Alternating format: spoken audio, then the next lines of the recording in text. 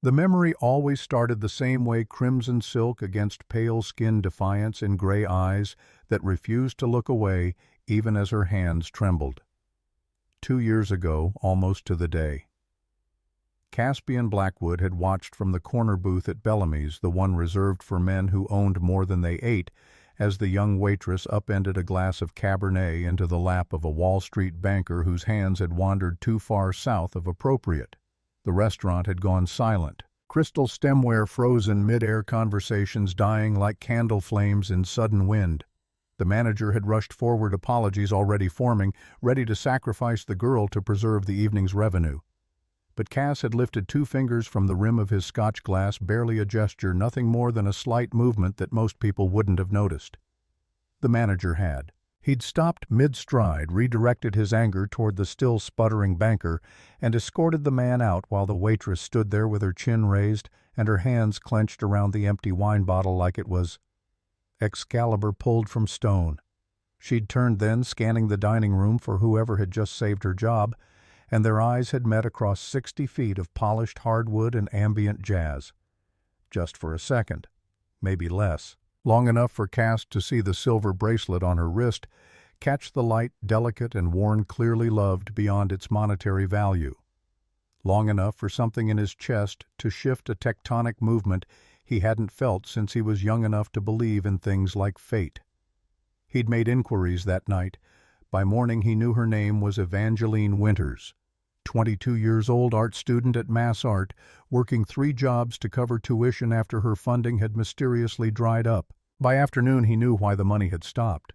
Her father was Nathaniel Winters, the accountant who'd vanished with $10 million from the Blackwood Hayes joint operation 5 years prior. The man whose theft had gotten Vincent Blackwood killed and put a crown Caspian had never wanted on his head at 29. Logic said he should have used that information. Leverage. Bait. The girl was a tool waiting to be picked up, sharpened, deployed. His father's killer's daughter working herself to exhaustion in the same restaurant Cass owned through 3 shell corporations, completely unaware she'd been serving drinks to the son of the man her father had destroyed. Instead, he'd bought every painting she'd submitted to the Mass Art student exhibition. 8 pieces. Abstracts, mostly, all fury and loneliness translated into color and texture. He'd hung them in his private study at Blackwood Manor and told himself it was intelligence gathering, learning the enemy through her art. A lie he'd maintained for exactly 3 weeks before admitting the truth to no one but the empty room and the paintings themselves. He was falling for a ghost. A stranger, a woman he'd never spoken to, but knew in ways that made his carefully constructed life feel like a prison. For 2 years, he'd watched, not always personally. He had people for that, eyes he trusted to report her movements, her safety, the men who tried and failed to get past her walls. But often enough. Late nights when she left Bellamy's and walked home through streets that grew progressively worse the closer she got to her studio apartment in Southie.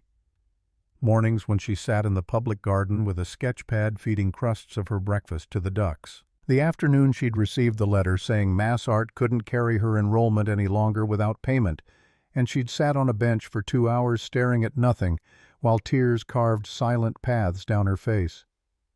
He could have paid it. Anonymous donation scholarship in her mother's name, something. He hadn't, because to help her would be to reveal himself, and he wasn't ready for her to look at him and see the truth that he was the monster in her father's story. The reason Nathaniel Winters had run the man whose family business included things the law frowned upon but couldn't quite eliminate. So he'd watched her quit school, watched her take a 4th job at a coffee shop near Faneuil Hall, watched her move from art student to working-class invisible, one of Boston's countless young people treading water in a city that demanded more than it gave. And he'd told himself he was waiting for the right moment, the right reason, the right excuse to step out of the shadows and into her life. Then came tonight. The rain had started around 11 autumn in New England, deciding to remind everyone that winter was coming and it would not be kind. Cass had been in the back office at one of his clubs in the financial district when Rowan Cross, his oldest friend and most trusted enforcer, had appeared in the doorway with the expression that meant someone had made a mistake they wouldn't survive to regret. "Sterling's moving. 2 words. Cass had stood leaving the contract negotiations to men who knew better than to finalize anything without his signature. Where? Winter's girl's apartment, 3 men 20 minutes ago. They torched it. The world had narrowed to a pinpoint of absolute clarity. Evangeline's building, the one with the perpetually broken buzzer, and the superintendent who was drunk more often than sober, engulfed in flames. And Eva inside, unless, where is she? Rowan had already been moving toward the car. Left Bellamy's at 10:45, walking home. She's sick, boss.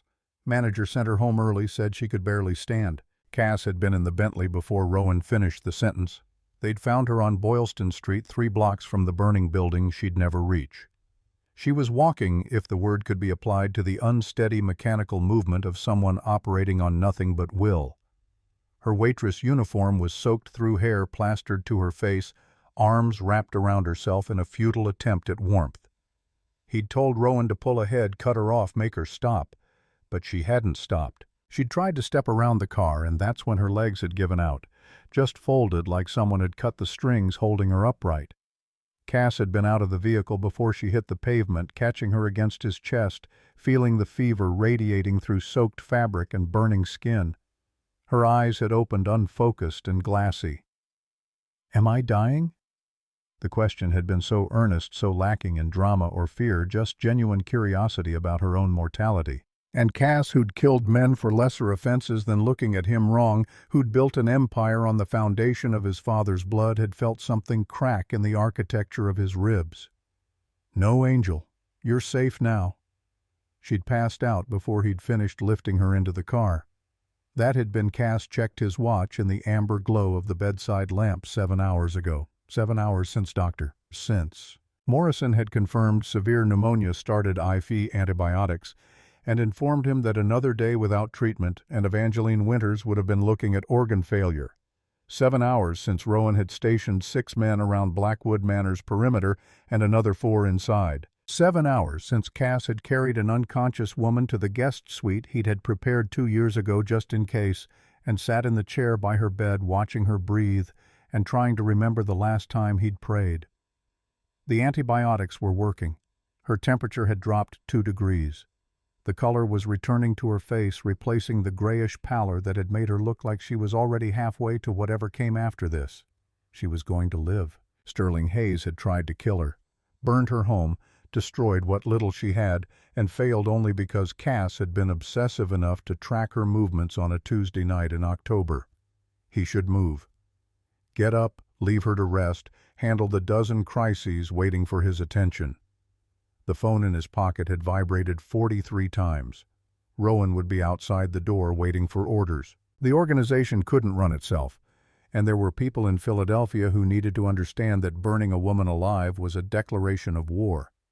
But Cass stayed in the chair watching the rise and fall of her chest beneath the sapphire silk pajamas his housekeeper had dressed her in, memorizing the details he'd only glimpsed from across restaurants and through car windows. The small scar above her left eyebrow almost hidden by her hairline. The way her fingers curled slightly, even in sleep, like she was holding a paintbrush. The silver bracelet on her wrist tarnished with age and love. She stirred, a small sound escaping her throat. Her eyelids fluttered, struggling against the weight of fever and medication. Cass leaned forward, elbows on his knees, close enough to catch her if she startled. Her eyes opened, gray like storm clouds over the Atlantic. For a moment they were unfocused, confused. Then they found him, and he watched awareness return in stages where she was who he was. The fact that neither made sense. She jerked back, tried to sit up too fast. Dizziness hit visibly, forcing her back against the pillows.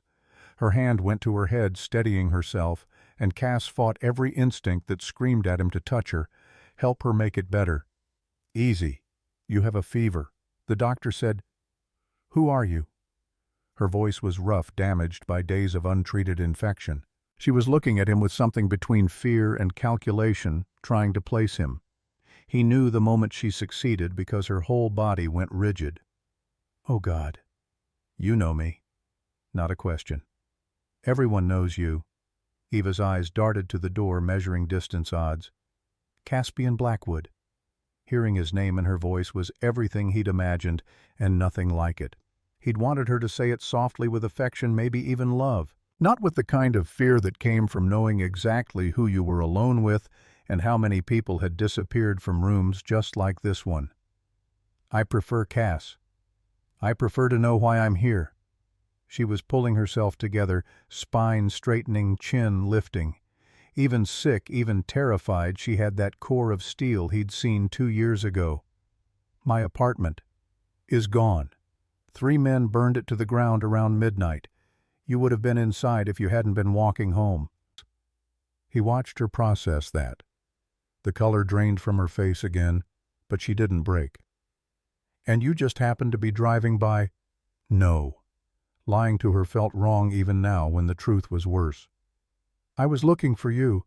Have been actually for quite some time. Confusion flickered across her features. Why would you? She stopped. Understanding dawned cold and terrible. My father, Nathaniel Winters. Cass kept his voice neutral, a skill learned through years of negotiation and violence. Former accountant, current ghost. The man who stole $10 million from a joint operation between my family and Sterling Hayes. The man whose actions got my father killed. Eva was shaking her head, small movements that seemed to cause her pain. My father was a gambling addict who worked for H&R Block. He left after my mother died. I haven't seen him in 5 years. Your father was one of the most talented financial criminals on the East Coast. The gambling was real, but it was also cover. It let him move in certain circles, access certain information. Cass paused, measuring how much truth she could handle. He was brilliant. Transferred the money through 17 different accounts across 5 states, buried the trail so deep it took 6 months just to confirm he was the one who'd taken it. You're lying. I'm not. He reached into his jacket pocket slowly, not wanting to spook her more than she already was. The file was thin, just highlights. He set it on the bed between them. 6 months after your mother's funeral, Nathaniel Winters disappeared. But before that, he'd been sending you money, regular deposits. You thought they were from his gambling wins. Eva didn't touch the file. He sent money for college. It stopped 2 years ago. It stopped when he went completely underground. The people hunting him were getting close. Cass gestured to the folder. Look at it or don't. Doesn't change the facts. Your father destroyed my family's relationship with one of the most dangerous men in the Northeast. Sterling Hayes held my father responsible for the loss. That responsibility cost Vincent Blackwood his life when I was 29. I've spent the last 3 years rebuilding what they broke, and you... He stopped the words, too honest, too raw. I'm leverage. She said it flatly, like she was confirming the weather. You're going to use me to draw him out. That was the plan. Past tense. He watched her catch it, her eyes narrowing. This was the moment. The edge of the cliff, the point of no return. Cass could lie, keep her at arm's length, maintain the fiction that she was just a chess piece in a larger game, or he could tell the truth and watch whatever fragile trust might exist between them shatter before it formed. I saw you 2 years ago. The confession came out quieter than he'd intended. At Bellamy's. You dumped wine on a customer who couldn't keep his hands to himself. Ava's expression shifted, memory surfacing. The manager didn't fire me. Someone stopped him.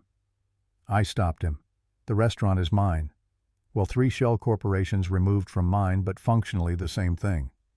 Cass leaned back in the chair, maintaining distance even as he revealed proximity. I made inquiries about you that night, found out who you were by morning. By afternoon I knew about Nathaniel, the theft, the connection to my father's death. So you've been watching me for 2 years. She should have sounded angry. Instead, she just sounded tired. Planning this, waiting for the right moment to use me. I've been watching you for 2 years, he agreed, but not planning this, not waiting for the right moment, just watching, learning you. The way you feed the ducks in the public garden, how you paint when you're upset, all sharp angles and violent colors, the fact that you saved half your sandwich crusts to give to the homeless man outside the coffee shop on Hanover Street. Eva's hand had moved to the silver bracelet on her wrist, fingers closing around it. A tell, he realized. When she was nervous or thinking hard, she touched that bracelet. That's insane.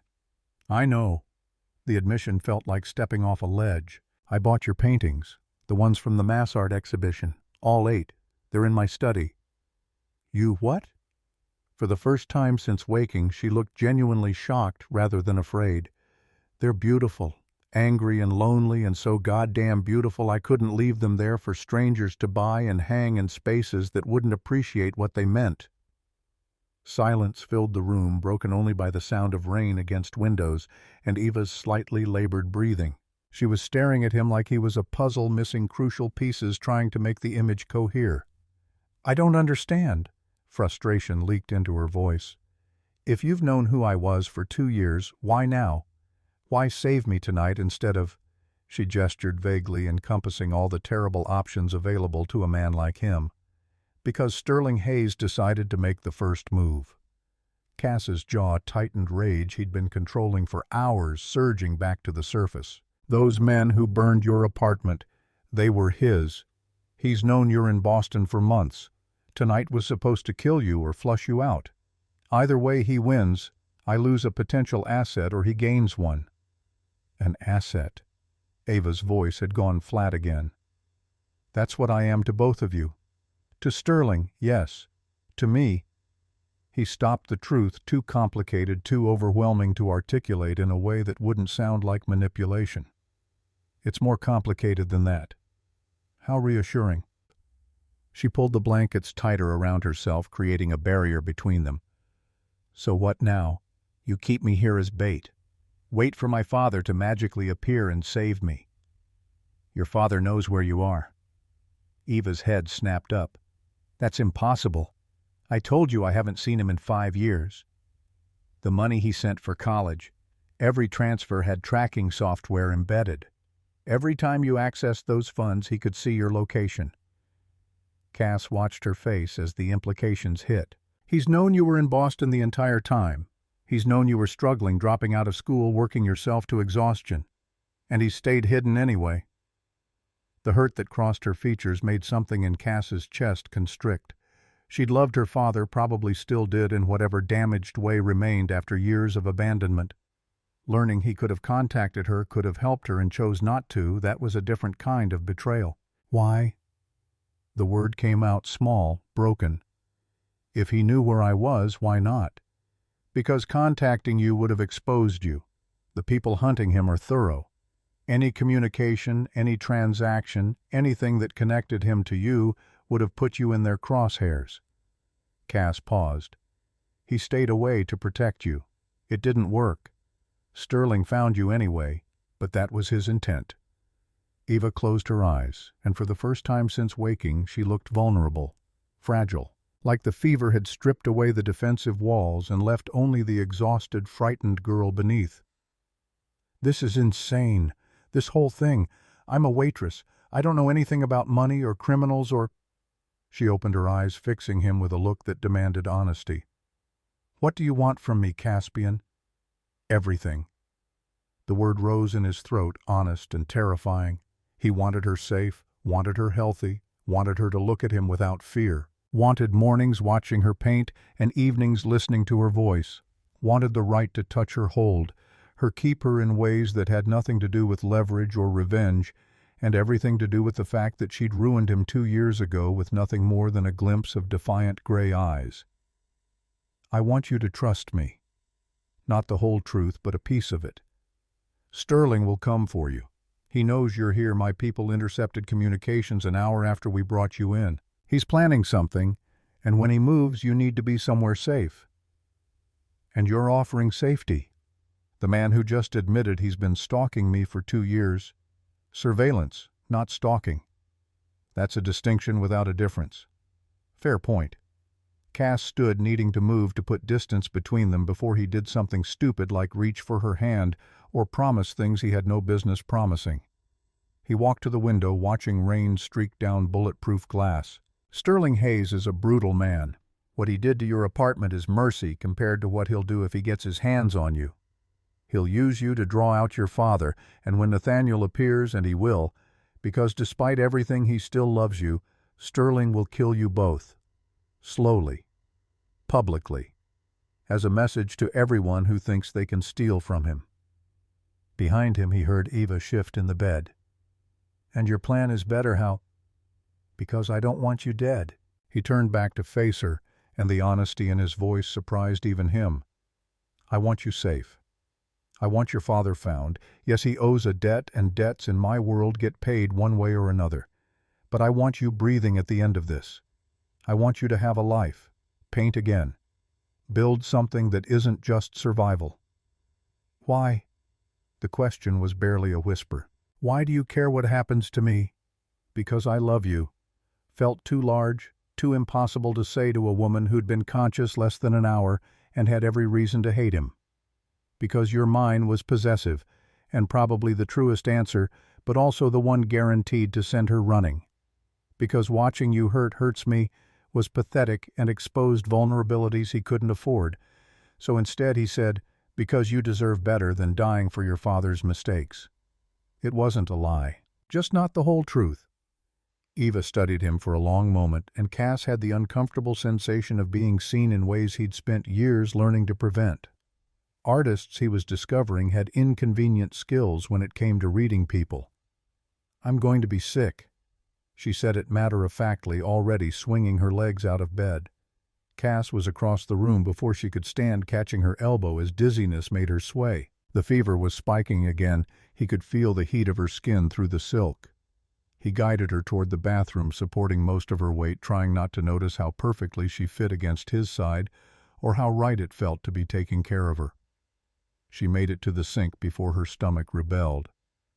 Cass held her hair back with one hand, steadying her with the other, and pretended not to notice the tears that mixed with the rain still drying in her hair. When the worst had passed, he wet a washcloth with cool water and handed it to her. "Better." Eva wiped her face, not meeting his eyes. "Humiliated, but better." "Nothing to be humiliated about. You're sick. I'm weak." She straightened, trying for dignity and nearly falling. Cass caught her, automatically pulling her back against his chest to keep her upright. The contact sent electricity through every nerve ending, her body warm and soft and alive against his. "You're recovering from pneumonia. That's not weakness, that's biology." He could feel her heart racing, though whether from fever or proximity he couldn't tell. "Let me help you back to bed. I can walk. You can barely stand. I don't need—" She tried to pull away and immediately regretted it, vertigo making the room spin visibly. Cass tightened his grip, lifted her without asking permission, and carried her the 10 feet back to the bed. He set her down gently, arranging pillows behind her back so she could sit upright. Her hand shot out, catching his wrist before he could step away. The silver bracelet pressed cool against his skin, and Cass froze. "Why did you really save me tonight?" Eva's eyes were clear despite the fever-demanding truth. "Not the political answer, not the strategic one. Why?" The room felt too small, suddenly the air too thin. Cass looked at where her fingers circled his wrist, delicate and surprisingly strong, and made a decision that would either save them both or destroy him completely. "Because the thought of you not existing in the world anymore was unbearable." The words came out rough, unpolished. "I've watched you for 2 years. Learned you. Fell." He stopped the admission too much, too soon. "You're not just leverage to me, Evangeline. You haven't been since that first night." Her grip on his wrist loosened but didn't release. "That's insane." "I know. You don't even know me. Not really. Watching someone isn't the same as... I know you paint when you can't sleep. I know you talk to the paintings while you work, have whole conversations with canvas and oil. I know you cry at the ASPCA commercials but stayed dry-eyed through your mother's entire funeral because you thought if you started you'd never stop." He was confessing now, 2 years of observation spilling out. "I know you're terrified of being invisible, but you dress to blend in anyway because being seen hurt worse than being ignored. I know you're strong and stubborn and so goddamn brave it makes my chest ache." Eva was staring at him like he'd grown a second head. "That's obsessive, inappropriate. Probably a dozen other things that should make you run." Cass pulled his wrist free, gently, putting necessary distance between them before he did something stupid like kiss her. But it's also true. All of it. Silence stretched between them, heavy with things neither could say. Finally, Eva spoke, her voice steady, despite the trembling in her hands. I need time to think. You have until morning. Then we need to talk about what comes next. And if I want to leave? The question hung in the air like a blade. Cass could lie, tell her she was free to go, pretend this was anything other than what it was. Or he could be honest and watch whatever fragile understanding they'd built crumble. Then I'll have Rowan drive you anywhere you want to go. He watched hope and suspicion war across her features. But Sterling's men will find you within 24 hours. They have resources, contacts, eyes everywhere. You'd be dead or worse before the week is out. So I'm a prisoner. You're protected. The distinction mattered even if she couldn't see it yet. There's a difference. Not from where I'm sitting. Cass moved back toward the door, needing space, needing to think. Get some rest. Dr. Morrison will check on you in the morning. If you need anything, press the button by the bed. Someone will come. Will it be you? The question stopped him with his hand on the doorknob. He looked back at her. This woman who'd haunted him for 2 years, who was looking at him with eyes that were equal parts fear and something else he didn't dare name. Would you want it to be? Eva pulled the blankets tighter around herself, armor against vulnerability. I don't know what I want anymore. Fair enough. Cass opened the door, stepped into the hallway where Rowan was indeed waiting with that patient expression that meant he'd heard everything through the door and was too professional to comment. Boss. Double the perimeter guard. I want eyes on every approach to the property. Sterling will test us probably tonight. No one gets within 100 yards without me knowing about it. Rowan nodded, already pulling out his phone.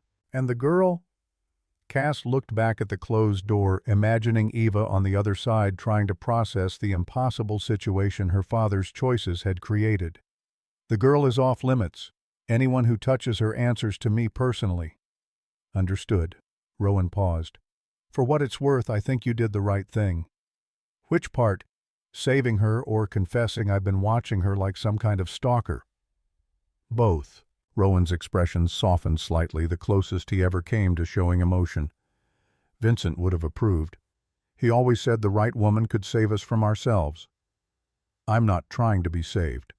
No, you're trying to save her. Amounts to the same thing in the end. Cass wanted to argue, to point out all the ways this was different, complicated, impossible. Instead, he just nodded and headed toward his study, where 8 paintings waited to remind him exactly how far gone he already was.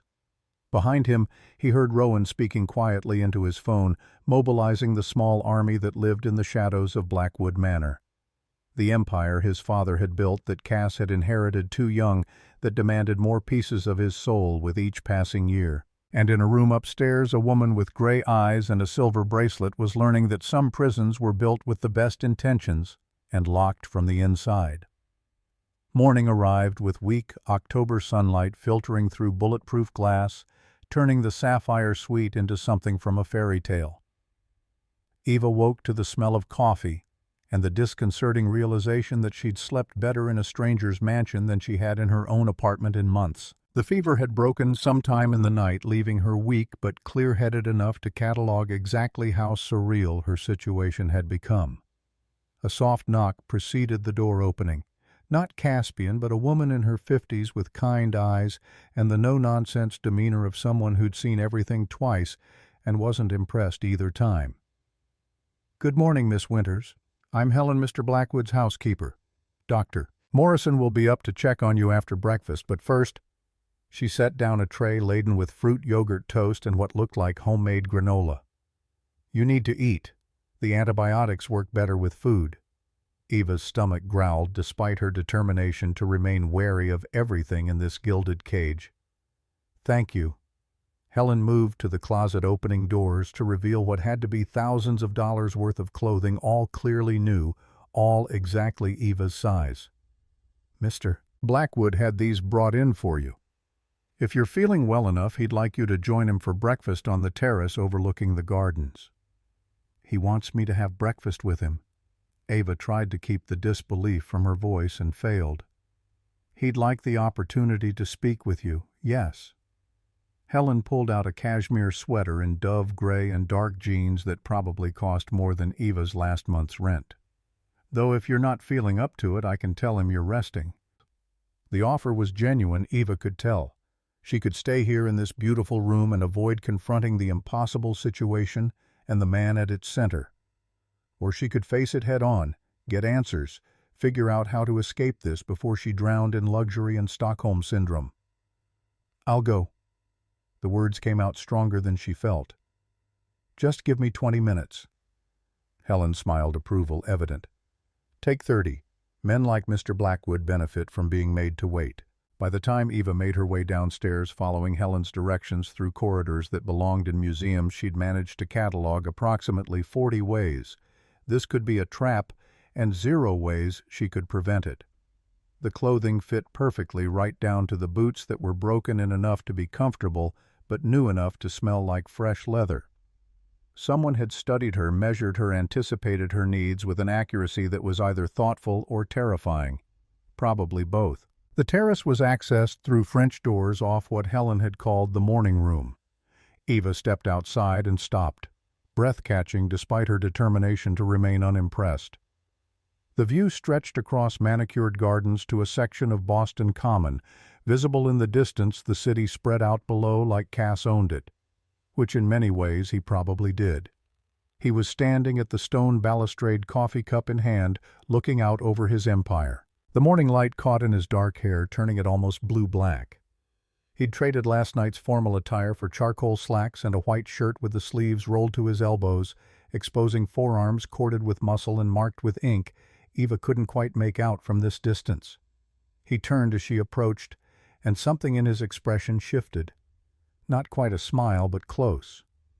"You look better." Then a drowned rat with pneumonia low bar. Eva stayed near the doors, maintaining distance, escape route clear. Then someone fighting for every breath. His eyes tracked over her face, clinical but warm. "The fever's down. Apparently, your doctor was very thorough." She'd woken twice in the night to find Dr. Morrison checking her vitals, adjusting her IV, ensuring the infection was responding to treatment. Professional, gentle, and clearly terrified of what Cass would do if she didn't recover. "He's the best in Boston. Or he was until I convinced him my family's interests aligned better with his career than Massachusetts General's." Cass gestured to the table set for 2 silver gleaming in the morning sun. "Please, sit. Eat something." Eva approached warily, taking the chair farthest from him. The spread was elaborate fresh fruit pastries that smelled like they'd been baked minutes ago, eggs prepared 3 different ways. Enough food for 6 people, let alone 2. Little excessive for breakfast. "I didn't know what you liked." Cass sat across from her, pouring coffee from a French press. "Cream sugar. Black." She accepted the cup, wrapping her hands around the warm porcelain. "You didn't know what I liked. I thought you'd been watching me for 2 years. I know you drink coffee. I don't know how you take it. Surveillance has limits." He was watching her with that intensity from last night, like she was a puzzle he couldn't quite solve. "I know what you show the world, not necessarily what you prefer when no one's looking." The distinction was uncomfortable in its accuracy. Eva had spent so long being invisible, blending in, not making waves. The person she was in public bore little resemblance to who she became alone in her apartment with a canvas and time to think. "So, this is what getting to know me, the real me." She bit into a strawberry buying time. "Seems a little late for that, considering I'm already your hostage." "You're not a hostage. Guest who can't leave. Sounds like hostage with better furniture." Cass's jaw tightened, but he didn't argue. Instead, he pulled something from his pocket, a small flash drive that he set on the table between them. "Your father left you a message. We found it embedded in the tracking software on his last transfer." Eva's hand froze halfway to her coffee cup. "What?" "Nathaniel knew there was a chance Sterling would find you eventually. He prepared for that possibility." Cass pushed the drive closer. "I haven't watched it. Seemed like something you should see first alone if you want." She stared at the innocuous piece of plastic and metal like it might detonate. Her father's voice after 5 years of silence. Explanations or excuses or apologies she'd stopped believing would ever come. Why give this to me? It could have information you want. Because it's yours. Whatever's on there, whatever he says, you deserve to hear it before I do. Cass leaned back and Eva caught sight of the tattoo on his forearm. Not a full sleeve, but intricate work. A blackwood tree with roots that disappeared under his cuff. I'm not your enemy, Evangeline. I know it doesn't feel that way, but I'm not. You're the son of the man my father destroyed. My father was destroyed by his own pride and Sterling Hayes's paranoia. Nathaniel's theft was the excuse, not the cause. Cass picked up his coffee, studied it like it held answers. Vincent Blackwood was laundering money for Sterling through a casino in Atlantic City. Sterling got paranoid, thought Vincent was skimming, sent people to check the books. When the money was missing, he assumed Vincent had taken it. My father swore he hadn't, but in our world being right doesn't matter if you can't prove it. Eva processed this, fitting pieces together. So Sterling killed your father for something he didn't do. He ordered it done. Very different from pulling the trigger himself. The bitterness in Cass's voice was old, worn smooth by years, but no less sharp. I was 29, just finished law school, planning to go legitimate, use the degree to clean up the family business from the inside. Then I got the call that my father had been found in the Charles River with 3 bullets in his chest and a need for someone to take over before the whole organization collapsed. Law school. Eva hadn't expected that, though she should have. Men like Cass weren't stupid. They were strategic, educated, lethal in ways that had nothing to do with guns. You didn't want this life. I wanted my father alive. Didn't get that option. Cass met her eyes, and for the first time she saw past the controlled exterior to the grief underneath. So I took the crown, rebuilt what Sterling had broken, spent 3 years making sure everyone knew the Blackwood family wasn't finished. And I looked for Nathaniel Winters because he was the only person who could prove my father didn't steal that money. The flash drive sat between them, suddenly heavy with implications. You think my father has proof. I think he's an accountant brilliant enough to embezzle $10 million and vanish without a trace. Men like that keep insurance policies. Cass pushed his plate away, appetite apparently gone. Watch the message. If there's information about where he is or what he took, I need to know. But you should hear it first. Eva picked up the drive, weighing it in her palm. 5 years of questions, maybe answers, definitely complications. And if I don't want to share what he says, then we have a problem. No threat in his voice, just acknowledgement of reality. But I'm hoping you're smart enough to recognize that what I want aligns with what you need. Your father alive. Sterling dealt with you safe. Everything else is negotiable. She stood, slipping the drive into her pocket. I'll watch it. Alone. Then we'll talk. 3rd floor west wing, my study. There's a laptop set up, secure connection, no surveillance. Cass stood as well, old-fashioned manners that sat oddly on a man who probably killed people before breakfast. Helen will show you. Eva made it 3 steps before curiosity won over caution. She turned back. Why law school? If you were born into this life, why try to leave? Something that might have been pain crossed his features. Because my mother begged me to. Because Vincent always said the best revenge was becoming the man they couldn't touch legally. Because I thought... He stopped, reconsidered. I thought I could save the family by legitimizing it. Turns out some stains don't wash clean no matter how much money you throw at them. The honesty was unexpected and uncomfortable. Eva found herself wanting to ask more to understand this man who watched her for 2 years and claimed to want something beyond leverage. But questions led to connection, and connection led to complications she couldn't afford. So instead, she just nodded and went to find Helen. The study was everything Eva expected, and nothing like it. Dark wood paneling, floor-to-ceiling bookshelves, the smell of old leather and older money. But the walls were hers. 8 paintings she'd created 2 years ago, before everything fell apart, before she learned that survival left no room for art. They'd been mounted with museum-quality care, lit to showcase texture and color, arranged like they mattered more than the Picasso sketch hanging near the door.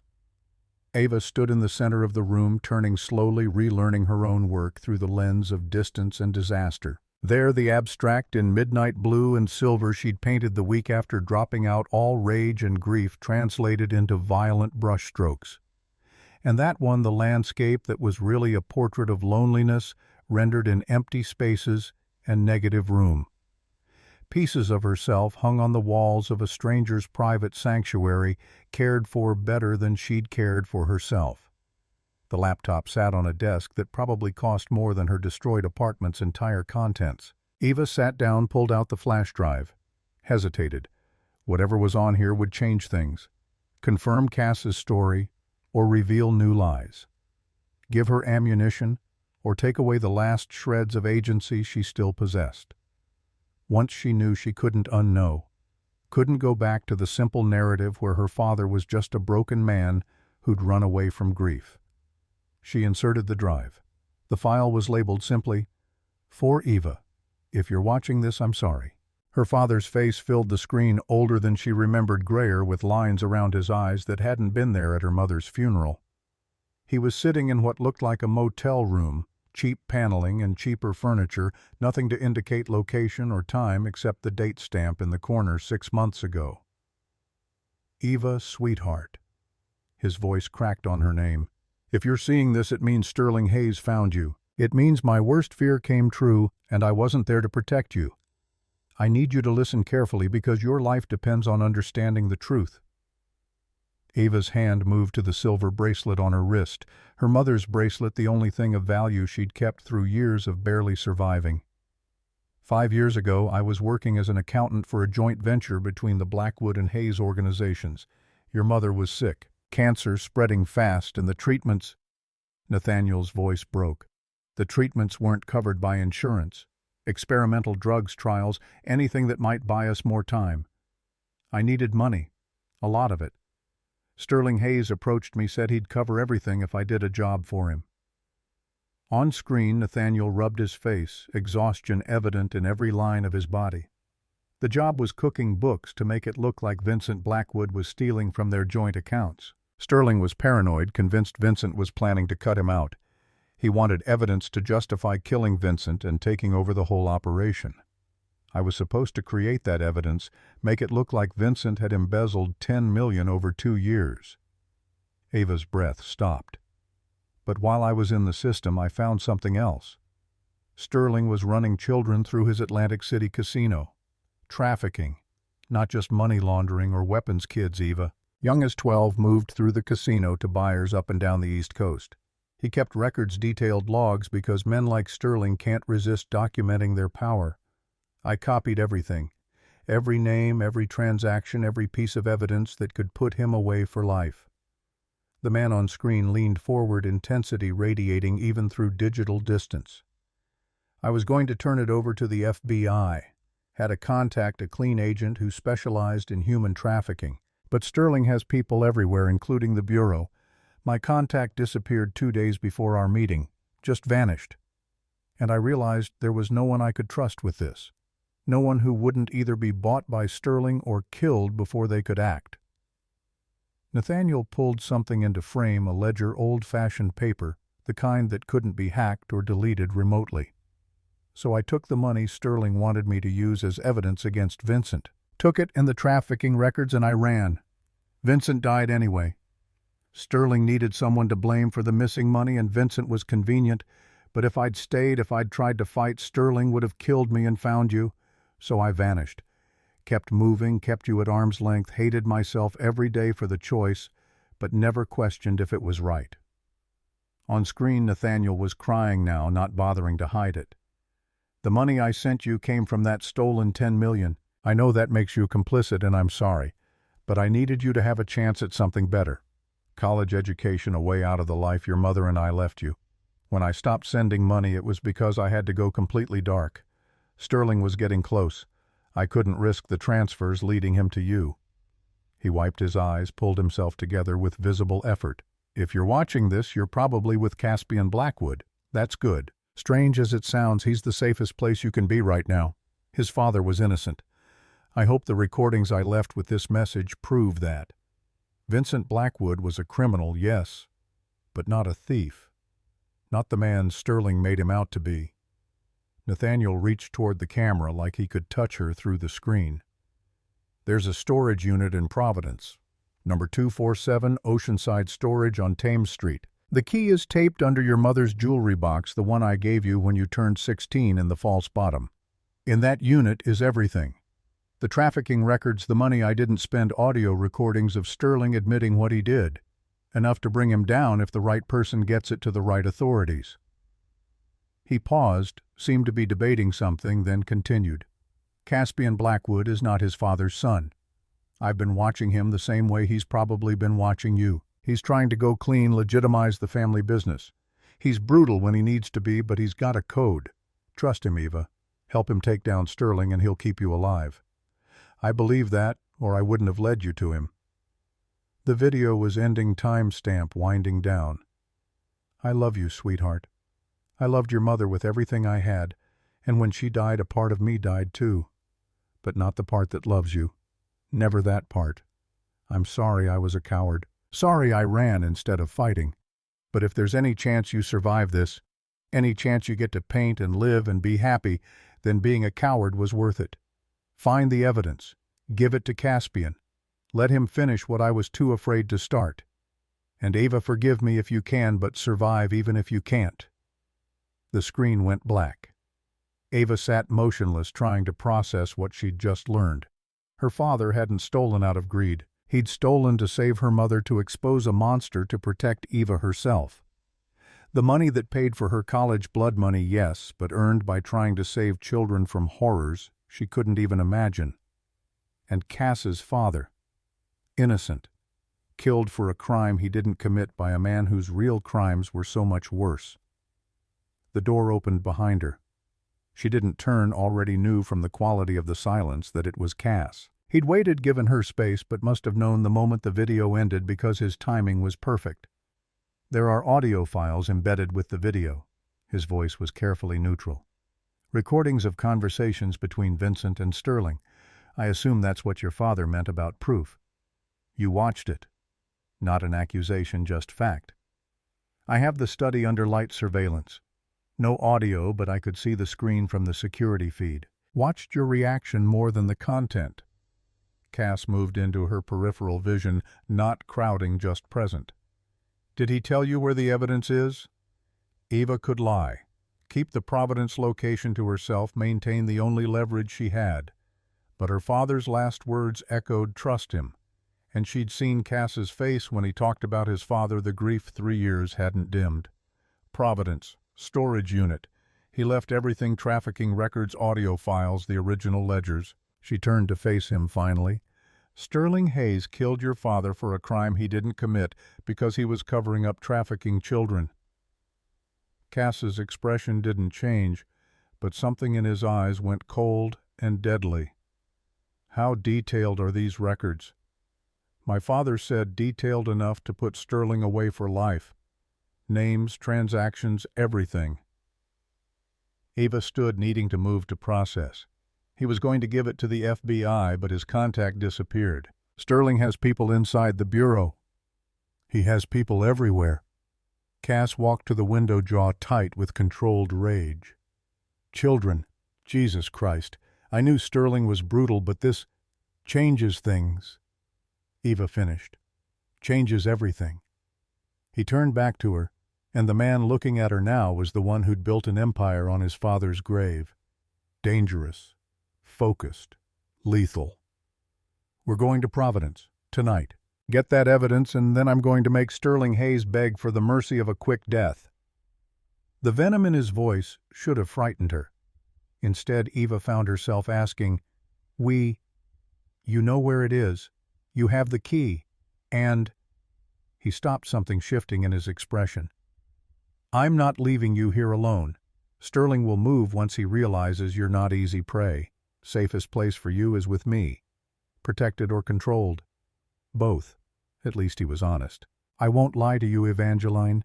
You're in danger every second Sterling knows you exist. I can keep you alive, but not if you fight me every step. Eva looked at the paintings on the walls, her younger self's hopes rendered in oil and canvas. Then back at Cass, this man who'd watched her for 2 years and claimed to want her safe, despite every reason he had to want her dead. "My father said to trust you. Your father was smarter than he gave himself credit for. He was a coward who ran instead of fighting. He was a father who chose your life over his pride." Cass moved closer, not quite touching, but close enough that she could see flecks of gold in his dark eyes. "There's no shame in that. Running to protect someone you love isn't cowardice, it's sacrifice." The words hit harder than they should have. Eva's throat tightened, grief and anger and exhaustion combining into something she couldn't quite name. "I need air, space, something that isn't this room and these questions." "Garden," Cass gestured toward the door. 2 acres, fully secured, guards at every entrance, but you won't see them unless you look for them. Walk, think whatever you need." Eva headed for the door, stopped when he called her name. "Eva." He'd never used the shortened version before. It sounded different in his voice, intimate. "Thank you for telling me about Providence. You could have kept that to yourself." "My father trusted you. Guess I'm trying to do the same." She left before he could respond, before the look in his eyes could make her examine too closely why that trust felt less like surrender and more like relief. The garden was beautiful in the way expensive things usually were, perfectly maintained, artfully designed, completely artificial despite the living plants. Eva walked gravel paths between raised beds of roses that wouldn't bloom again until spring, past a fountain where water sparkled in the October sun, despite the temperature dropping toward freezing. She found a bench tucked behind a trellis, heavy with dormant wisteria, and sat pulling out her phone before remembering it had burned with everything else she owned. No way to contact anyone, no one to contact even if she could. She'd been isolated long before Cass brought her here. He'd just made the isolation literal. Footsteps on gravel announced company. Not Cass. The rhythm was wrong, heavier. Eva tensed until Rowan Cross appeared around the trellis, hands visible and empty. "Miss Winters?" He nodded, respectful. "Mind if I sit?" She gestured to the other end of the bench, wary. Rowan settled with the economy of movement that came from military training, though Eva would bet her last dollar that training hadn't been official. They sat in silence for a moment before Rowan spoke. "I've known Cass since we were 17. Grew up in the same neighborhood, ran in the same circles. He was always the smart one. Stayed in school, got into Boston College, then law school at Suffolk. Had plans." He leaned back, face toward the weak sun. Vincent was proud. Used to brag that his son was going to be the first Blackwood to make money without breaking laws. But that didn't happen. Vincent died. Cass stepped up. And the thing about organizations like ours, you can't half commit. Can't be legitimate on Mondays and criminal on Tuesdays. The business demands everything or it devours you. Rowan glanced at her. Cass gave it everything. Rebuilt what Sterling broke, made the Blackwood name mean something again. But he never stopped wanting out. Never stopped looking for a way to go clean without getting everyone who depends on him killed in the transition. Eva wasn't sure why Rowan was telling her this. And he's been different the last 2 years. More focused, but also more reckless. Making decisions that don't quite make sense from a pure business standpoint. Rowan's expression was unreadable. "I figured out why about 6 months ago. Had you followed one night, saw where you lived, how you were struggling, realized the boss had a blind spot shaped like a woman who didn't know he existed." Heat crept up Eva's neck. "That's creepy. That's obsession, which in our world is usually dangerous." Rowan turned to face her directly. But with Cass, it made him human again. Gave him something to care about beyond revenge and responsibility. "So I'm telling you this because you need to understand he won't let Sterling take you. Not because you're leverage, though you are. Not because you're useful, though you are. Because somewhere in the last 2 years you became the reason he keeps trying to build something worth saving." Eva's chest tightened. "He doesn't know me. He knows you spent your last $20 on art supplies instead of food. Knows you cried yourself to sleep the night you got the letter from Mass Art. knows you're strong enough to survive losing everything and still show up to work the next day. Rowan stood brushed gravel from his pants. That's not leverage talking. That's a man who fell in love with your courage and is terrified of losing you before he gets the chance to tell you himself. He walked away before Eva could respond, leaving her alone with implications she had no idea how to process. Love. Rowan thought Cass loved her, based on 2 years of surveillance and decisions that prioritized her safety over strategic advantage. It should have felt insane impossible, the delusion of a man who confused obsession with emotion. But Eva remembered the way Cass had looked at her paintings, the gentleness when he'd carried her back to bed, the raw honesty when he'd admitted watching her had become something he couldn't stop. Those weren't the actions of a man playing a long game for leverage. They were the actions of someone who'd lost control and didn't quite know how to regain it. She sat in the cold garden until the sun started its descent toward evening, thinking about trust and sacrifice and whether cowardice looked different when you called it love. When she finally returned to the house, she found Cass in the study papers spread across his desk phone pressed to his ear. He looked up when she entered, something easing in his expression. "I'll call you back." He hung up without waiting for a response. "You okay?" "Rowan cornered me in the garden." Cass's jaw tightened. "What did he say?" "That you fell in love with my courage." Eva watched him carefully. "That you're trying to build something worth saving." For a long moment Cass didn't respond. Then he stood, rounded the desk, stopped just out of reach. "Rowan has a romantic streak he thinks he hides. Doesn't mean he's wrong." "Are you in love with me?" The question came out smaller than intended. "I'm in something with you. Don't know if it's love yet. Hard to love someone you've only spoken to twice. But it's more than obsession, more than strategy." His hands flexed at his sides like he was physically preventing himself from reaching for her. "You make me want things I gave up on 3 years ago. Clean life. Quiet mornings. Future that doesn't end in violence. That's either love or insanity, and I'm not sure there's much difference." Eva's heart was doing complicated things in her chest. "I barely know you, and get to know me." He took one step closer, then another, giving her time to retreat. She didn't. "We have tonight before we leave for Providence. Dinner conversation, questions answered honestly on both sides. Let me show you I'm more than the monster who's been watching you. And if you're not, if you're exactly the monster, just better at hiding it, then at least you'll know what you're dealing with." Close enough now that she could see the gold flecks in his eyes, the small scar above his left eyebrow. "I'm not asking you to trust me blindly, Eva. I'm asking for a chance to earn it. The smart thing would be to say no. Keep distance, maintain walls, treat this like the hostage situation it technically was." But Eva was tired of being smart, of surviving instead of living, of painting loneliness in empty spaces because she'd forgotten how to fill them. "Dinner," she heard herself agree. "Honest conversation. But I want the truth about everything, how your world works, what happens after Providence, what you really want from me beyond keeping me alive." "Deal." Cass's mouth curved into something that wasn't quite a smile but was close. 7 o'clock, dining room. "And Eva?" He waited until she met his eyes. "Thank you for giving me this chance."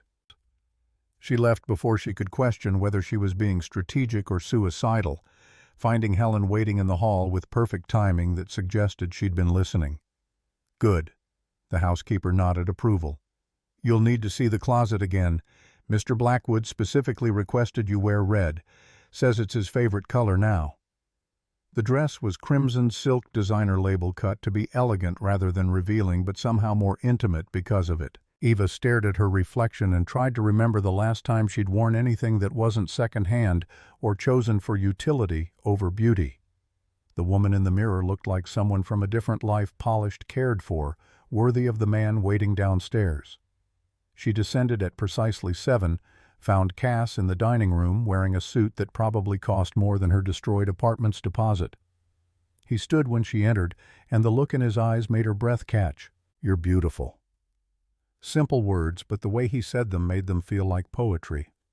Dinner was elaborate courses prepared by a chef who'd probably trained in Paris wine, older than Eva conversation that started careful and grew progressively more honest as the evening wore on. Cass told her about law school, the father he'd lost, the organization he'd inherited, and the impossible task of keeping it alive while trying to drag it toward legitimacy. Eva told him about her mother's death, the art she'd abandoned, the loneliness that had become so familiar she'd stopped noticing its weight. By dessert, they'd moved past politeness into something rawer, more real. What happens after Providence? Eva pushed chocolate torte around her plate. We get the evidence, bring down Sterling, then what? Cass finished his wine, considering. Then I hand everything over to federal prosecutors I've been cultivating for 2 years. Let them take Sterling apart publicly while I step back, create distance between the Blackwood name and the criminal elements I've been trying to shed. You really think it's that simple? Just walk away? No. His honesty was refreshing. Walking away means leaving power vacuums, and vacuums get filled by people worse than what they replace. But I can transition. Move legitimate businesses fully into the light, divest the illegal operations to people I trust to run them, with less brutality, create enough separation that when I have kids someday, they inherit money instead of blood debts. Kids. Eva's heart did something complicated at the casual way he mentioned a future that included children. Family things she'd stopped letting herself want. That's optimistic. That's necessary. Cass stood, offered his hand. Walk with me. She took it, let him lead her back to the garden where night had fallen and hidden lights illuminated paths through carefully controlled wilderness. They walked in silence until they reached the fountain, where Cass stopped and turned to face her. I need you to understand something. His hand was still holding hers, warm and solid. After Providence, after Sterling, I'll keep my word. You can leave, go anywhere you want, start over with enough money to never worry again. I won't stop you. But I'll hope you stay. His thumb brushed across her knuckles, gentle. Not because I'm holding you here, but because you choose to. Because maybe somewhere in this disaster you find something worth keeping. Eva should pull away. Should remember she'd known this man for less than 48 hours, that obsession wasn't love, that fairy tales didn't happen to broke waitresses from Southie. But standing in the cold October night with his hand warm in hers and his eyes holding promises he might actually keep, she found herself stepping closer instead. You're dangerous. To my enemies, yes. To me. To my ability to think clearly. Good. Cass's free hand came up, cupped her face with devastating gentleness. Because you've been destroying my clarity for 2 years, only fair you feel it too. The kiss, when it came, was nothing like Eva expected. Not demanding or possessive, but careful questioning, giving her space to retreat even as it pulled her closer. His mouth was soft against hers, tasting like wine and chocolate, and promises she was terrified to believe. When he pulled back, they were both breathing hard, foreheads pressed together in the dark. I need you to survive this, Eva. His voice was rough-wrecked. Sterling, Providence, whatever comes after, I need you alive and whole at the end of it. Why? She had to know, had to hear it. Why me? Because you're the first real thing I've wanted in 3 years of taking what I needed and pretending it mattered. His hands framed her face, thumbs tracing her cheekbones. Because watching you fight every day to survive made me remember why surviving was worth it. Because you're mine, and I'm yours, and I'm done pretending that's not true. The possession in his voice should have frightened her. Instead, it made something deep in her chest settle into place, like she'd been waiting for someone to claim her loudly enough to drown out the loneliness. I don't know how to do this. The admission felt like surrender. Trust someone. Let someone in. Be more than just surviving. Then we'll learn together. Cass kissed her again, slower this time, deeper, and Eva let herself fall into it. Let herself believe that maybe fairy tales did happen even to broken girls and brutal men trying to build something clean from bloody foundations. They were still standing by the fountain, wrapped around each other like teenagers, when Rowan's voice cut through the dark.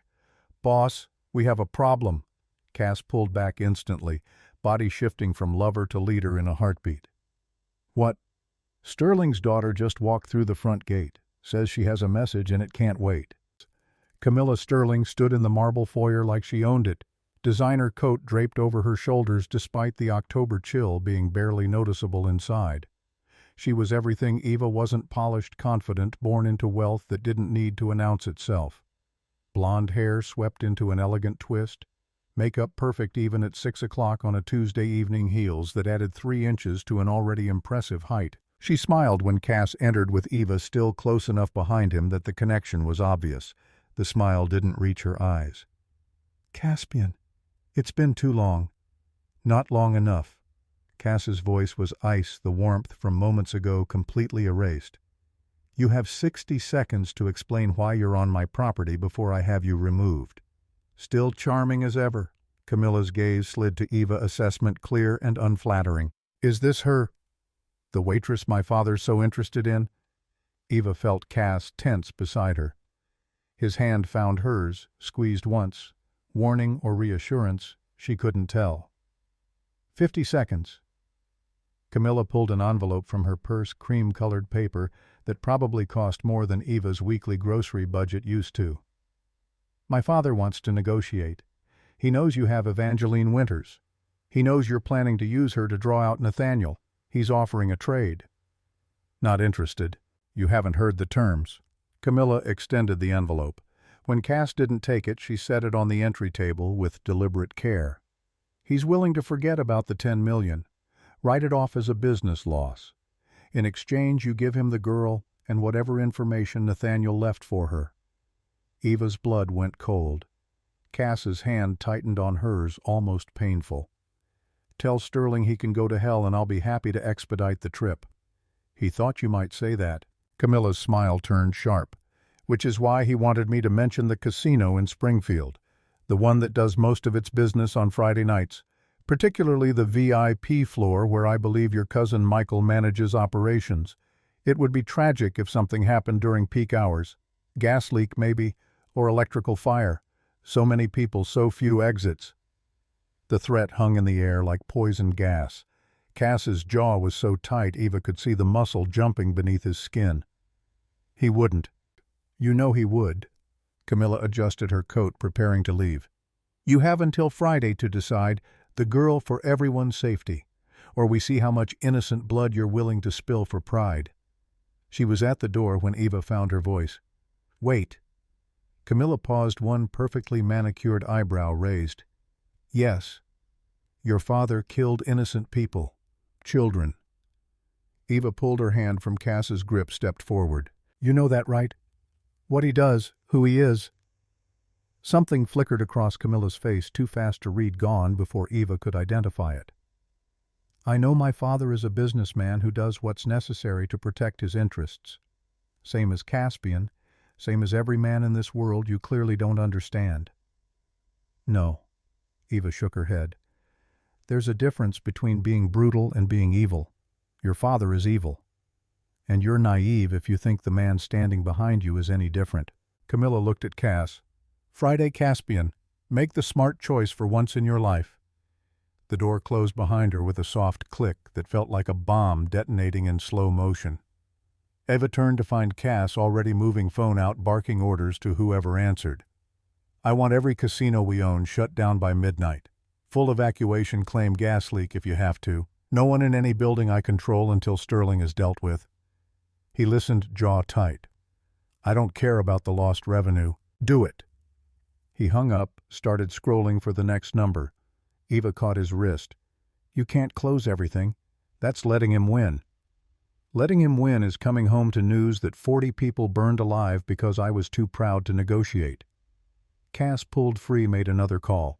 "Rowan, I want round-the-clock security on every family member. Parents, siblings, cousins I haven't talked to in 5 years, I don't care. No one is vulnerable." "Cass?" Eva tried again. "Listen to me. Not now." He was already moving toward his study, pulling up what looked like security feeds on his phone. "I need to coordinate." "He won't do it." Eva followed him, voice rising to cut through his panic. Sterling won't actually blow up your casino. Cass spun to face her. You don't know that. Yes, I do. Because blowing up a building full of people brings federal attention he can't afford. FBIATF. Every agency with an acronym will descend on his operation.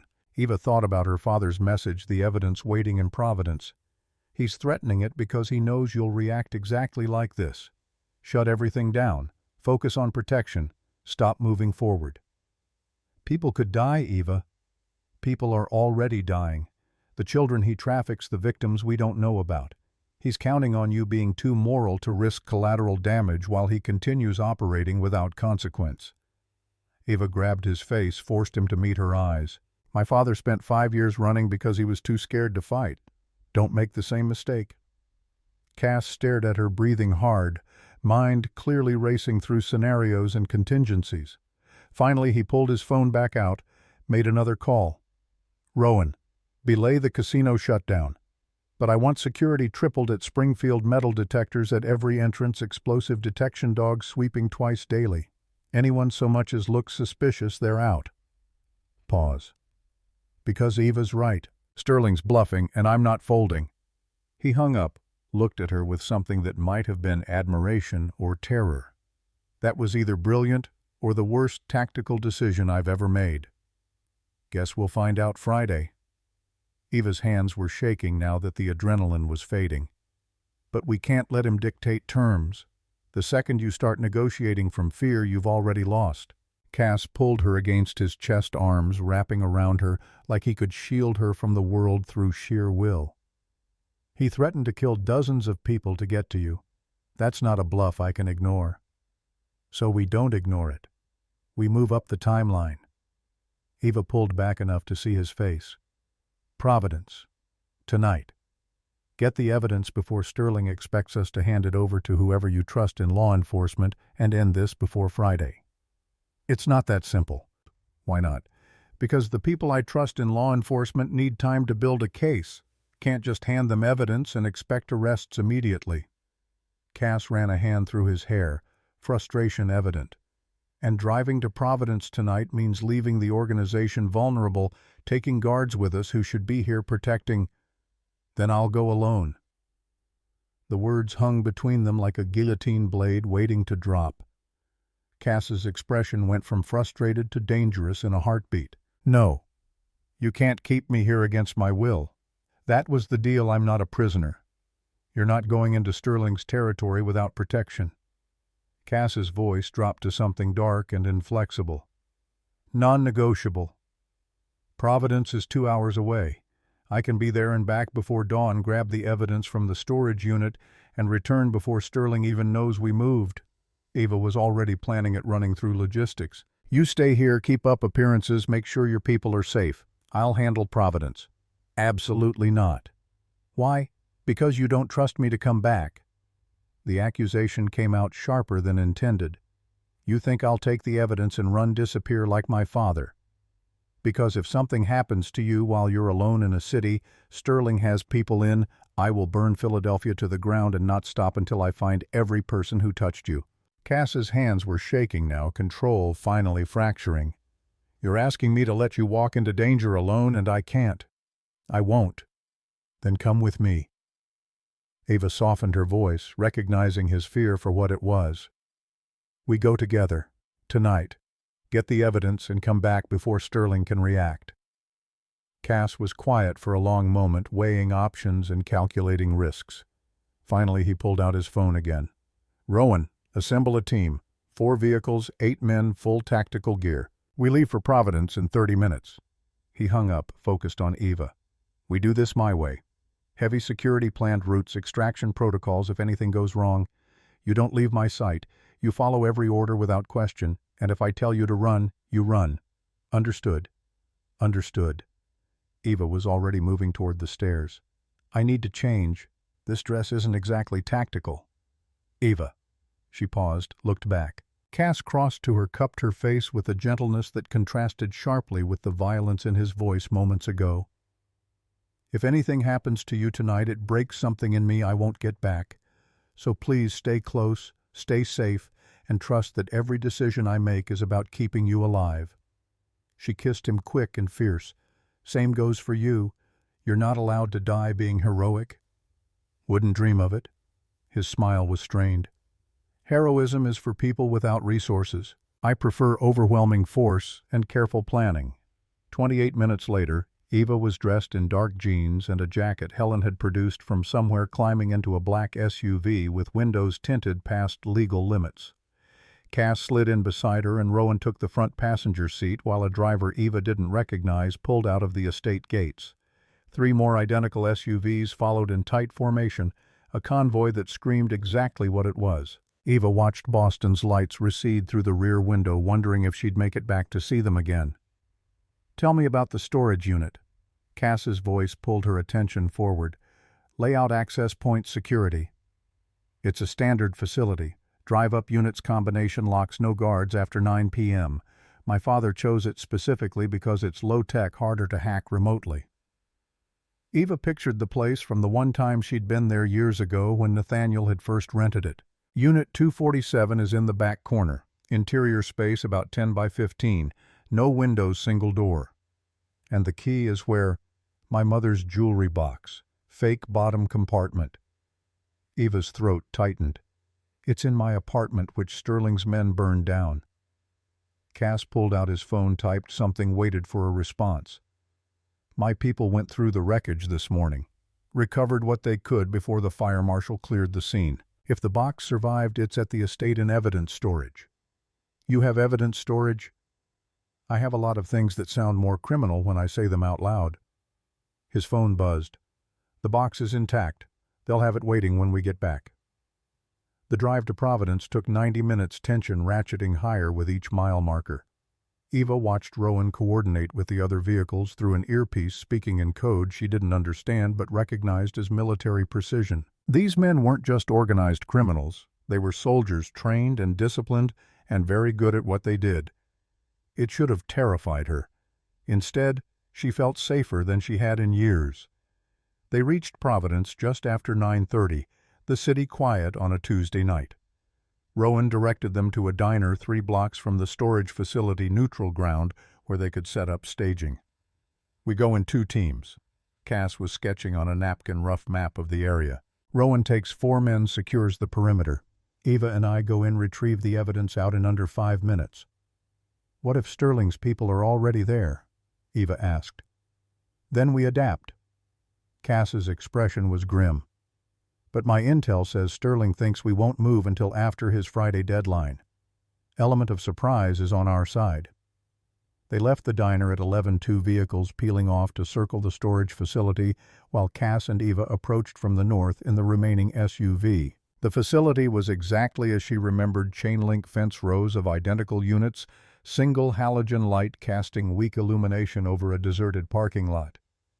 "Too quiet." Rowan's voice crackled through the comm unit in Cass's ear. "No other vehicles. No activity, but something feels wrong." Cass's hand went to the gun holstered at his hip. "Define wrong." "Can't. Just instinct. Recommend abort, come back during daylight with more support." "Negative. We're already here and daylight means witnesses." Cass looked at Eva. "Stay behind me. If shooting starts, you get flat and stay flat until I tell you otherwise." They approached Unit 247 on foot gravel, crunching under their shoes, loud in the silence. Eva's heart was hammering so hard she was sure everyone within a mile could hear it. The combination lock was exactly where her father said it would be, slightly rusted from New England weather. "You remember the combination?" Cass positioned himself to shield her while she worked. "My birthday. He always used my birthday." Eva's hands shook as she spun the dial. 11:23:98. The lock clicked open. Cass pulled the door up in one smooth motion, revealing darkness beyond. He pulled a flashlight from his jacket, swept the beam across the interior. The unit was empty. Not just empty of evidence, completely empty. No boxes, no furniture, nothing but concrete floor and metal walls reflecting the flashlight beam back at them. "No!" Eva pushed past Cass like maybe she'd missed something, maybe her eyes were lying, but the space was definitely devastatingly empty. "It should be here." He said, "We need to leave, now." Rowan's voice was urgent in the comm. "We have company. 3 vehicles approaching from the east, moving fast." Cass grabbed Eva's hand, already pulling her toward their SUV. "How far?" 30 seconds. Boss, they knew we were coming." They made it 15 feet before headlights cut through the darkness. 3 black sedans screeching to a halt and blocking all exits. Doors opened and men emerged, too many to count in the chaos, all armed. Cass shoved Eva behind him, gun drawn, backing them toward the nearest row of units. "Rowan, where are you?" "Engaged on the west side. 4 hostiles, we're pinned." They were trapped. Eva's mind raced, trying to understand. The unit was empty. Sterling's men were here. This was a trap, which meant, "He has my father." The realization hit like ice water. "That's why the evidence is gone. Sterling found him first." A figure emerged from the center sedan, tall and gray-haired, with the bearing of someone who'd never doubted his own authority. Sterling Hayes in person, come to claim his prize. "Caspian," his voice carried across the parking lot, amplified and confident. "I gave you until Friday. Seems you couldn't wait." "Where's Nathaniel?" Cass kept his gun trained on Sterling's body, blocking Eva completely. "If you hurt him..." "He's alive, for now. Considerably more cooperative once I explained what would happen to his daughter if he didn't tell me where he'd hidden my property." Sterling gestured, and 2 of his men dragged someone forward, older, beaten, but unmistakably Nathaniel Winters. Eva's breath stopped. Her father. After 5 years of nothing there, he was bloody and bound, but alive. "Dad."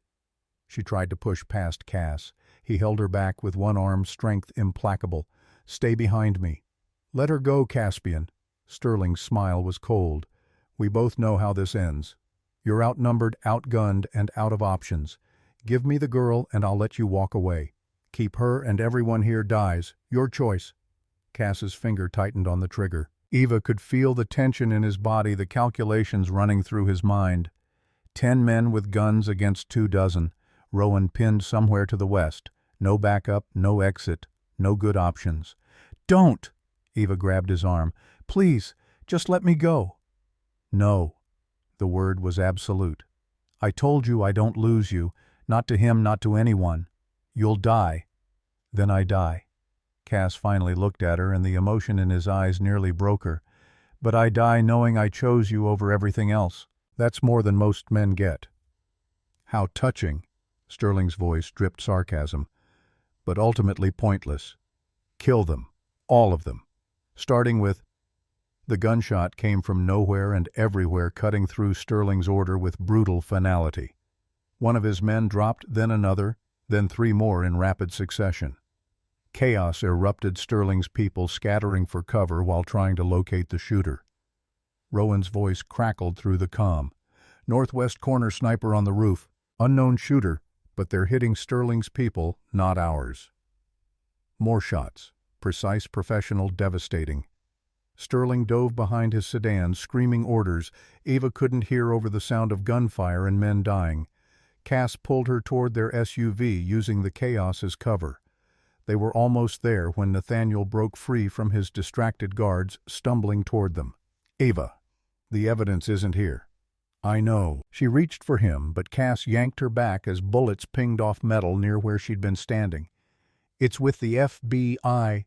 Nathaniel was closer now, blood running from a cut above his eye. "I gave it to them 2 days ago. Agent Morrison, Boston field office. I set this up to draw Sterling out, make him think." Another shot, but this one didn't come from the roof. This one came from Sterling, emerging from cover with his own gun drawn. The bullet hit Nathaniel in the chest, spinning him around. Eva screamed as her father fell. Cass fired back 3 shots that sent Sterling diving for cover again. Then he was hauling Eva and Nathaniel toward the SUV driver, already starting the engine. They piled in, Rowan appearing from somewhere and laying down, covering fire while they fled. Eva pressed her hands to her father's chest, trying to stop blood that was coming too fast, too much. "Stay with me. Dad, please stay with me." "So proud of you." Nathaniel's voice was weak, fading. "So proud. Tell your mother, tell her I wasn't a coward at the end.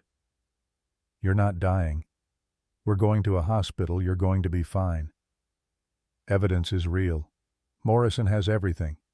He's clean one of the good ones. Nathaniel's hand found hers, squeezed weakly. Love you, sweetheart. Paint something beautiful. Be happy. That's all I ever wanted. His eyes closed. His hand went slack. Eva felt the moment he left, felt the absence like a physical wound. No, no, no, no. She was shaking him, trying to bring him back, refusing to accept what her mind already knew. Dad, please, please don't leave me again. Cass pulled her back, gently checked for a pulse they both knew wasn't there. I'm sorry. Eva, I'm so sorry. The SUV was racing through Providence streets, sirens wailing somewhere behind them. Rowan was on the phone coordinating extraction, managing the fallout, and Eva was holding her father's body while the man she'd fallen for in 2 impossible days wrapped his arms around her and let her break. They made it back to Boston by 2 a.m., switching vehicles twice and using routes only Rowan knew. The estate was locked down, tight guards on every entrance, lights blazing like daytime. Cass carried Eva inside. She didn't remember getting out of the SUV, didn't remember the drive, barely remembered her own name through the grief. He set her down in a bathroom, started running water in a shower large enough for 4 people. You need to wash. Get his blood off you. Eva looked down at her hands, her clothes all stained dark. My father just died in my arms. I know. Cass was already on his phone. And we'll grieve him properly. But first you need to be clean and safe and breathing. He helped her undress with clinical efficiency, no trace of desire in his touch despite the intimacy. Guided her under water hot enough to scald, and when her legs gave out he stepped in fully clothed and held her up while she finally let herself cry. When the water ran cold and Eva had no tears left, Cass wrapped her in towels and carried her to the Sapphire suite. He laid her in bed, pulled blankets up to her chin, and sat in the chair beside her with his gun on the table within easy reach. Sleep. I'll be here when you wake up.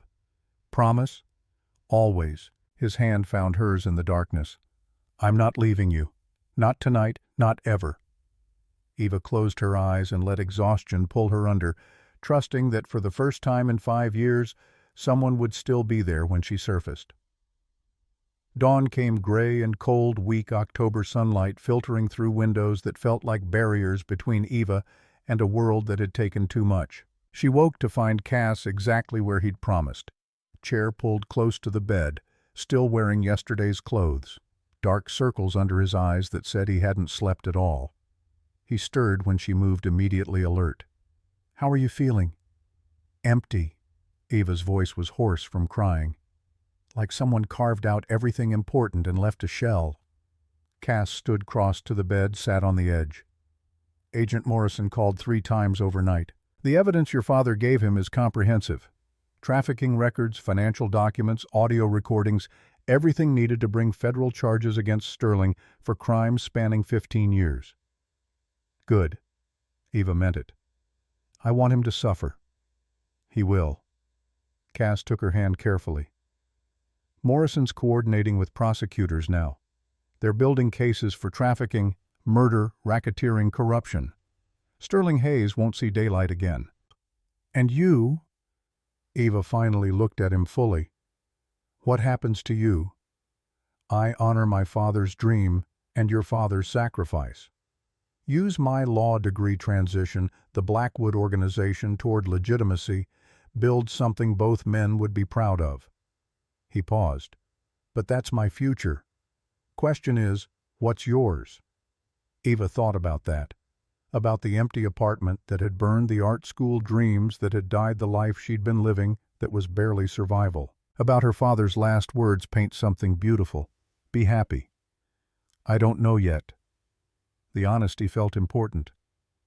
I just lost my father. Again. For real this time. I need time to grieve him, to process everything that's happened. Take all the time you need. Cass's thumb traced circles on her palm. Stay here in this house for as long as you want. No expectations, no pressure, just space to heal. And us. The question felt dangerous but necessary. What are we? We're two people who found each other in the worst possible circumstances and somehow made something real out of it. Cass lifted her hand to his lips, kissed her knuckles gently. We're whatever you want us to be, Eva. I'm not going anywhere. The next 3 days passed in a blur of sleep and tears and moments of surprising normalcy. Cass never left the estate conducting business from his study, while Eva wandered the gardens and tried to remember how to breathe without the weight of constant danger pressing down. On Thursday morning she woke to find Helen in the doorway with coffee and news. Mr. Blackwood asked me to tell you Sterling Hayes and 17 associates were arrested at dawn. Federal marshals coordinated raids across 3 states. It's over. Eva took the coffee with shaking hands. It's really over. Agent Morrison personally confirmed.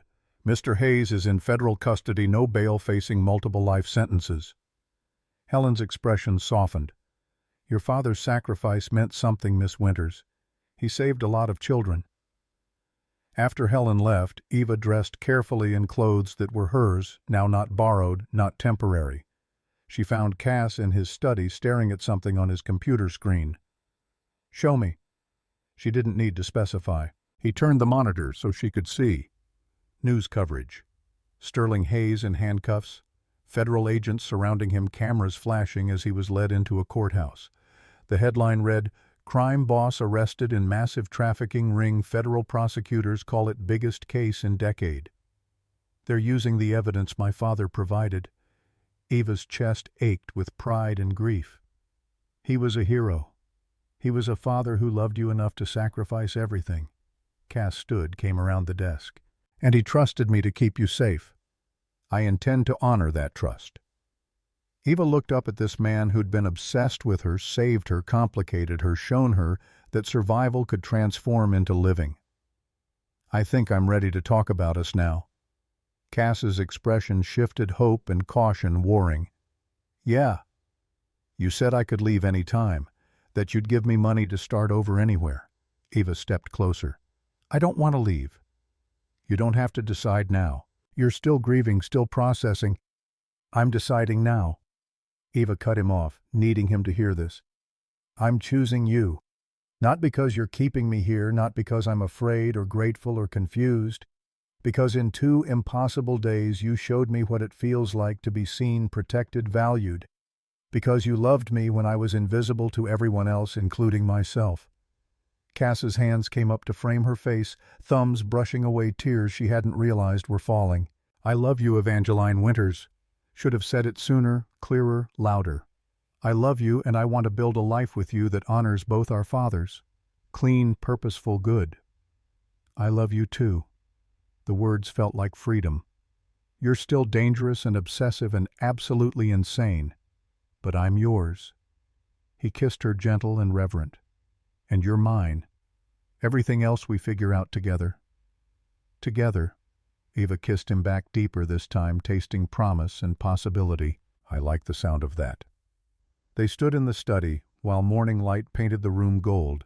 2 broken people beginning to understand that broken things could be beautiful if you were brave enough to build something new from the pieces. 1 year later, Eva stood in the Winters Memorial Gallery on Newberry Street, surrounded by paintings she'd created from grief and hope and the journey between. The opening night crowd was elegant, appreciative, exactly the kind of people who understood that art could be both wound and healing. Cass appeared at her elbow, devastating in a tailored suit, offering a glass of champagne. The critics love it. 3 pieces sold already. My father would be proud. Eva touched the silver bracelet on her wrist. Her mother's bracelet, now a reminder of 2 people who'd loved her enough to sacrifice everything. Both my parents would be. They would be. Cass followed her gaze to the centerpiece of the exhibition, a large canvas titled The Man Who Ran Toward. It depicted Nathaniel in abstract, all fierce determination and protective love, running toward danger instead of away from it. That's the hero's portrait he deserved. Around them the gallery hummed with life. Agent Morrison stood near the entrance, off-duty but present to honor the man whose evidence had brought down an empire. Rowan chatted with Helen by the wine table, both of them transformed by the peace that came when violence wasn't a daily requirement. Sterling Hayes's daughter, Camilla, had even sent flowers with a card that read simply, "I'm sorry. He fooled me too." Eva leaned into Cass, feeling his arm come around her waist automatically. "Tell me something. Anything. Do you ever regret it, watching me for 2 years instead of approaching me normally?" Cass was quiet for a moment, considering. "If I'd approached you 2 years ago, you would have said no. You weren't ready to be seen, and I wasn't ready to be the man you deserved. We both needed to break before we could build something real." That's very poetic for a former mob boss. Current legitimate businessman with a colorful past. He kissed her temple. "And I've been reading poetry. You inspire terrible habits." Eva laughed, the sound surprising her with its ease. A year ago, laughter had felt impossible. Now it came naturally, frequently filling spaces that grief had carved. "We should go." Cass nodded toward the door where their car waited. "Early morning tomorrow. The real estate agent wants to show us that property in Cambridge." "The one with the studio space?" "The one with the studio space and enough room for the family we'll build someday." Cass's hand drifted to her stomach, where a secret still too new to share publicly was already changing everything. "If you're ready." Eva covered his hand with hers, feeling the flutter of possibility. "I'm ready. For all of it. Family, future, whatever comes next." They left the gallery together, Eva pausing at the door to look back one last time. The portrait of her father caught the light, and for just a moment she could have sworn he was smiling. Outside, October had given way to November, the air sharp with coming winter. But Eva didn't feel the cold. She had Cass's hand warm in hers, had art that mattered. In a gallery that bore her father's name, had a future that looked nothing like the survival she'd once accepted as enough. "Thank you." She stopped on the sidewalk, turned to face the man who'd saved her by being obsessive enough to watch, brave enough to act, honest enough to admit that love looked different when you built it from ruins. "For watching me when no one else did. For saving me when I didn't know I needed it. For loving me into believing I deserved it." Cass pulled her close. Boston's lights reflecting in eyes that had seen too much darkness and chosen her anyway. "You saved me right back. Gave me a reason to be better than the empire I inherited. That's worth more than you know." They stood together while the city moved around them. Two people who'd found each other in impossible circumstances and proved that sometimes the best love stories started in the rain, were built through fire, and emerged stronger for having survived both. Eva thought of her father's last words one more time. "Paint something beautiful. Be happy." Looking at Cass, at the life they were building, at the future growing inside her, she realized she'd done both. And it was more than enough.